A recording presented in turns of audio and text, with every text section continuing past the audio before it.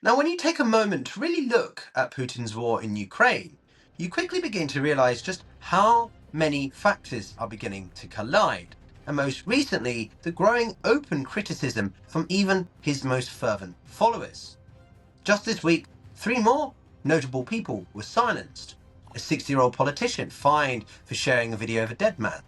A former Kremlin loyalist who spent years destroying opposition figures, now arrested for calling Putin a war criminal. And a frontline veteran who served in Ukraine, came home, posted a video threatening mutiny if Putin wouldn't meet him, and getting millions of views, and then jailed. Three totally different people, three different relationships to this war, but the same response from the Kremlin to all of them. And what this tells you is the growing place where Russia is right now. 4 years into a war, it's supposed to win in days, and the story of how badly that's going, to the extent that even his own people in his own country are beginning to change about everything they perceived originally about his war. Now, before getting into this, on who those three people are and why this matters, I want to ask what your thoughts are, because I've been covering Russia for a long time from both sides of this situation, and what I'm seeing happen inside the country really does increasingly feel different. It seems unsustainable for Putin. Not about the battlefield or the economics, but in the growing political dynamics that we haven't covered as much in the earlier phases. So tell me what you think in the comments below, and be sure to subscribe for updates like these, because you won't find them with such a specific take anywhere else. So let's start with Boris Nedizin. He's 63 years old, a former State Duma lawmaker turned anti-war politician who actually ran against Putin in the 2024 presidential election on a peace platform, and who collected hundreds of thousands of signatures in freezing temperatures from Russians willing to queue for hours to put their names to something that would damn well get them in trouble too. But this week, a judge fined him significant amounts of money, simply for sharing a link to a video that contained an image of Alexei Navalny. Now that fine means he is legally banned from running for office in September's State Duma elections. He's been designated a foreign agent, banned from leaving Russia entirely. And interestingly, during the trial itself, he felt unwell. The judge refused to allow paramedics inside that courtroom. Medical personnel were only permitted entry after the judge retired to the deliberation room. Then, after the verdict was read, Nedizin said, "I'm glad I'm alive and free." Now just sit with that for a moment. This is a 60-year-old former lawmaker in his own country, in a courtroom in his hometown, considers staying alive and free something to be grateful for. That is where Russia, Putin's Russia, is in July 2026. Next up, we have Ilya Remensyo. And this one is different, and I think even more revealing than anything this week. Remenslo was not an opposition figure. He was the opposition's enemy, a blogger with legal training who spent years as a Kremlin attack dog, filing complaints against activists, appearing in court proceedings against Navalny, doing the regime's dirty work against the very people who are now being fined all these monies for simply sharing an image. He was one of them. He believed in everything Putin was building, Putin stood for. But then in March, Remenslo published a manifesto. He accused Putin of suddenly sending Russians to their deaths in a dead-end war. He called for Putin to be put on trial as a war criminal. He was immediately placed in a psychiatric facility for a month, which he said was involuntary retaliation. He refused to recant, though. And this week, he was again arrested and is being transported to Moscow to face massive charges, carrying a maximum of 10 years in prison. A man who spent years persecuting Navalny, Putin's biggest threat, is now facing the same machinery he helped build and use against Navalny. That is not irony. That is the system consuming itself. And then there is Alexander Lunin, 39 years old. He didn't oppose this war from the beginning. He volunteered for it. He served on the front lines. He came home to the Voronezh region. And last week he posted videos saying that soldiers were being tortured and abused for refusing what he called mindless suicidal orders. He threatened that if Putin didn't meet him at the Kremlin, the army would turn its weapons against him. This video got millions of views. The Kremlin said it had strange wording, and within days, Lunin was jailed for several of his own weeks. So these are three people a peace politician, a former loyalist, and a frontline veteran. But the Kremlin's response to all three is identical. It is the same and shows you how Putin treats anyone, even former loyalists, who are willing to challenge him. Now, here's what I want you to notice most of all. Because individually, each of these cases could be dismissed. The regime cracks down on dissent. That's not new. That's been the case for all of Putin's time in power.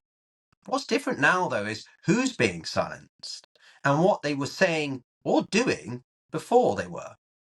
Nedizin is not a radical. He is a former lawmaker with the 24 campaign drawing enormous queues of Russians in support of his cause. He simply shared a video. Remezlo is not an opposition figure. He was the opposition's persecutor. The fact that someone who spent years as a Kremlin enforcer looked at what this war has become and said publicly that Putin should face trial, that is not the voice of someone who hates Russia by default.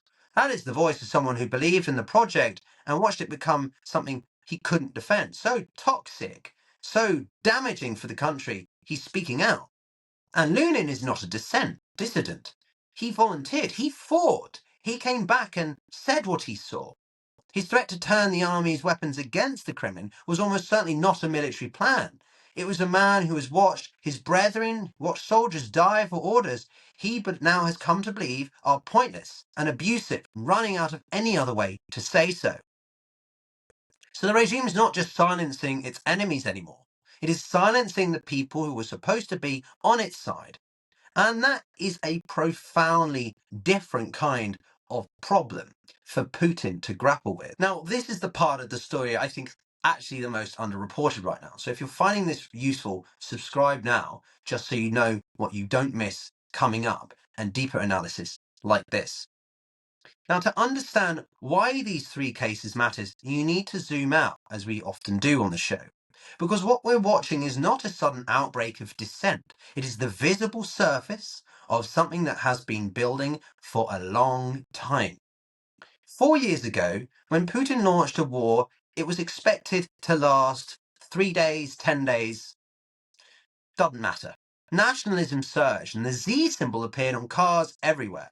State television ran victory narratives that were, at the time, genuinely believed by a large proportion of the population. That was 4 and nearly half years ago. What has happened since, though, is a slow accumulation of evidence that the war is not going the way it was supposed to. I mean, hang the slight evidence. We've got bombs and explosions and smoke and acid rain occurring across not just rural parts of Russia, but Moscow.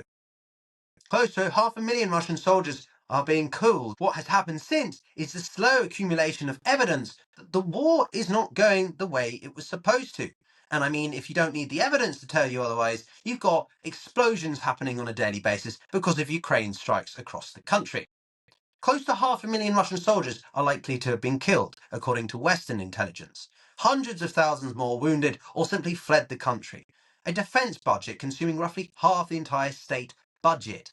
Fuel rationing across 17 regions. A central bank governor warning of almost permanent economic deterioration, beyond repair. The Kremlin has managed all of this through information control, financial incentives, and of course, fear. But what's changing now is that information control is becoming near impossible to maintain. The fuel queues are visible. The casualty notifications arrive at family homes. The men who volunteered and come back, like Lunin, have seen things that state television cannot unsee for them. And this legal apparatus, for all its expansion, is facing a problem that repressive systems always eventually face. There are more people saying uncomfortable things than there are convenient ways to silence them. They simply cannot keep a lid on it anymore. And so here is the thing I want to say directly, because I think it gets missed as well. Repression is never a sign of strength. Repression is what you do when persuasion stops working. Putin's system worked for all this time because it didn't need to jail large numbers of people. There was genuine popularity, there was degrees of economic growth, resilience, information control, and the credible threat of consequences that kept the population sufficiently compliant that the machinery of repression stayed mostly in the background. But what we are now seeing, what we are now watching, is that machinery moving into the foreground. Fines that carry lifetime political disqualifications, former loyalists transported across the country to face 10 years in prison, even frontline veterans jailed for Instagram videos, psychiatric facilities used as holding pens, travel bans, foreign agent designations, bankruptcy cases suddenly reopened. Think about the energy and time and attention that requires from the state. Think about the institutional bandwidth being consumed by prosecuting a 60-year-old politician for sharing a video, transporting a blogger across the country, or jailing a veteran just because he spoke out. Every resource spent managing internal dissent is a resource not spent on the front line. Every case opened, every trial conducted, every designation issued is a data point in a picture of a regime fighting more fronts than it planned for, more fronts at home than abroad. Putin came into this war expecting the home front to hold. Now it is holding, sort of, but the cracks are visible in ways that they were not apparent even a few months ago.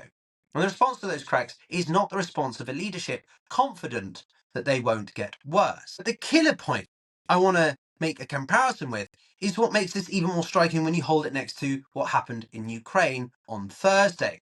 Now, I talked about the protests in Ukraine over Zelensky's decision to fire Fedorov. You can find a link to that in the description. Thousands of Ukrainians came out in a country under active bombardment in wartime, in Kharkiv, a frontline city, to hold signs and chant at their own wartime president because they disagreed with the decision he made. And Zelensky didn't jail them. He called it a sign of a healthy democracy. He embraced it. That contrast, Ukrainians protesting their wartime leader in the streets versus Russians being jailed for days for posting a video, tells you more than anything else you need to know about what this war is fundamentally driven about off the battlefield. One side is fighting to protect the right to disagree. The other is fighting to eliminate it. And 4 years in the difference between those two projects is becoming impossible to ignore and bigger than ever of the direction that these two countries are going. Now, Nedizin said after his verdict, he was glad he was alive and free. Remezlov spent a month in that psychiatric facility for writing what he actually thought. And Lunin served on the front line, came home, and is now in jail because of his threatening of a mutiny, simply because of how angry he is over the death of his fellow soldiers. Now, these are not stories of a country united behind its leader. These are the stories of a country at war, increasingly with itself, quietly, unevenly, in ways the Kremlin is working very hard to keep a lid on, but ultimately struggling. And the fact that it is working so hard is itself the most important signal of all. 4 years ago, Putin launched a war he expected to win quickly. He's still fighting it, and he's losing it. And now he's fighting on the front lines, not in Ukraine, but in Russia, in his own backyard, in his own streets, as more and more smokes fill the skies above the Kremlin. He has no capacity to cover the economic data and the realities facing the wartime economy. And he has no capacity to stop former loyalists from speaking out, or people who are supposed to be on his side from speaking out. The war is not being lost or won on the fields of eastern Ukraine. It is being contested in every courtroom, every facility, every location within Russia, as more and more people begin to realize just what the damage is being done to the country that Putin promised he would protect and glorify. They are the people who were supposed to be on Putin's side. And that is the story that is significantly mattering right now. And it's only going to get louder. Thanks for watching this video, everyone. If you enjoyed it, then do give it a like. It's really easy to do, but helps a ton. And of course, subscribe if you want more updates from someone who has lived on both sides of this matter, being English and Russian, and bringing to you my honest opinions about this on a daily basis. Now watch this video here to understand what happened in Ukraine and why it matters. Speak soon.